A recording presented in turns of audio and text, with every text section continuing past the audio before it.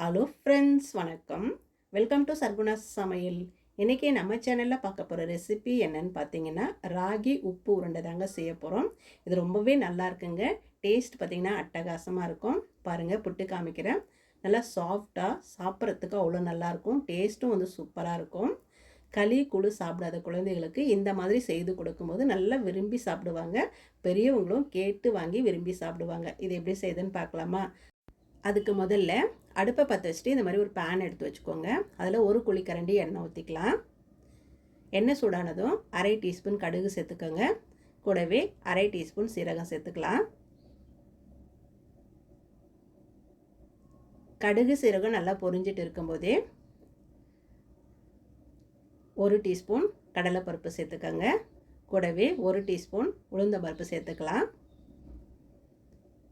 இந்த உப்பு உருண்டையில் இந்த கடலைப்பருப்பு உளுந்தப்பருப்பு வந்து அங்கங்கே கடிப்படும் போது டேஸ்ட் வந்து ரொம்ப நல்லா இருக்குங்க. கொஞ்சம் கூடவே சேர்த்துக்கிட்டால் ரொம்ப நல்லாயிருக்கும். இந்த கடலைப்பருப்பு உளுந்தப்பருப்பு நல்லா பொரிஞ்சு இந்த மாதிரி சவந்து வந்ததும் இது கூட ஒரு 2 பச்சை மிளகாய் சின்ன சின்ன பீசஸாக கட் பண்ணி வச்சுருக்கேன், அதை சேர்த்துக்கலாம். சேர்த்துட்டு இது கூடவே ஒரு பெரிய வெங்காயத்தை பொடியாக கட் பண்ணிவிட்டு சேர்த்துக்கலாம். பெரிய வெங்காயத்துக்கு பதிலாக சின்ன வெங்காயம் இருந்ததுன்னா ஒரு கைப்பிடி அளவு சின்ன வெங்காயத்தை நல்லா பொடியாக நறுக்கிட்டு சேர்த்துக்கோங்க.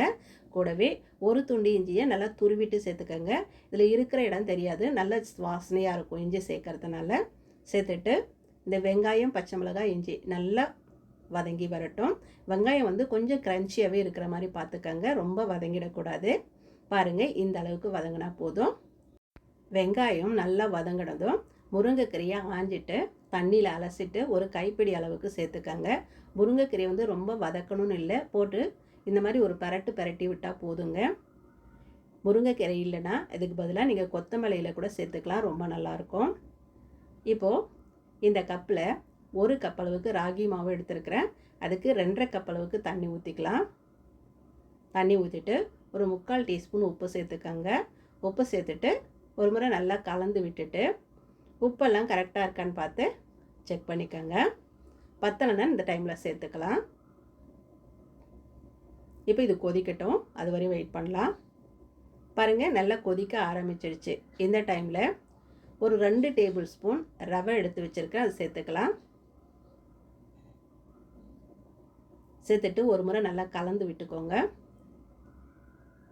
ரவை சேர்த்து செய்யும்போது நல்லா சாஃப்டாகவும் சாப்பிட்றதுக்கு ரொம்ப நல்லாவும் இருக்குங்க. களி மாதிரி இல்லாமல் கொஞ்சம் சாஃப்டாக நல்லா பஞ்சு மாதிரி இருக்கும். கூடவே ஒரு கப் அளவுக்கு ராகி மாவு சேர்த்துக்கலாம்.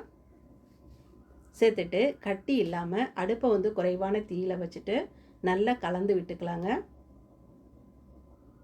பாருங்கள், இந்த மாதிரி நல்லா கலந்துக்கோங்க.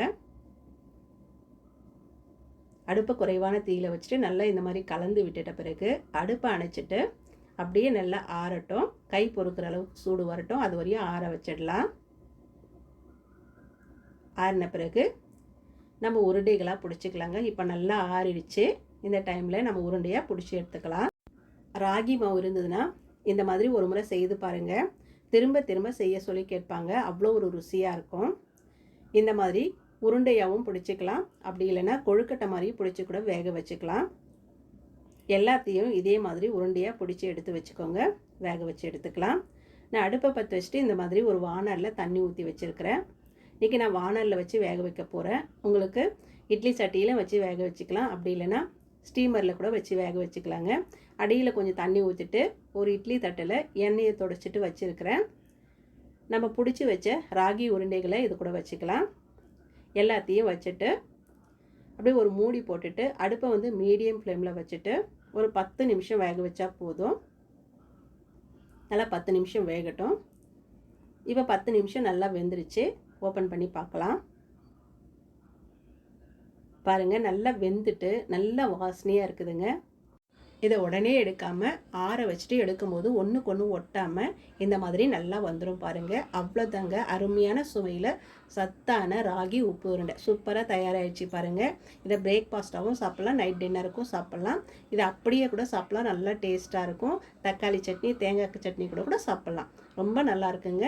பாருங்கள், சாஃப்டாக பஞ்சு மாதிரி இந்த மாதிரி செய்து கொடுங்க. வீட்டில் இருக்கிறவங்க திரும்ப திரும்ப செய்ய சொல்லி கேட்பாங்க. அவ்வளோ நல்லாயிருக்கும்.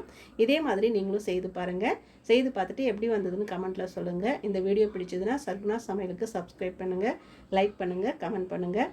மறக்காமல் உங்கள் தெரிஞ்சவங்களுக்கு நிறைய ஷேர் பண்ணுங்கள். அப்படியே பக்கத்தில் இருக்க பெல் பட்டனையும் அழுத்தி விடுங்க. நன்றி, வணக்கம்.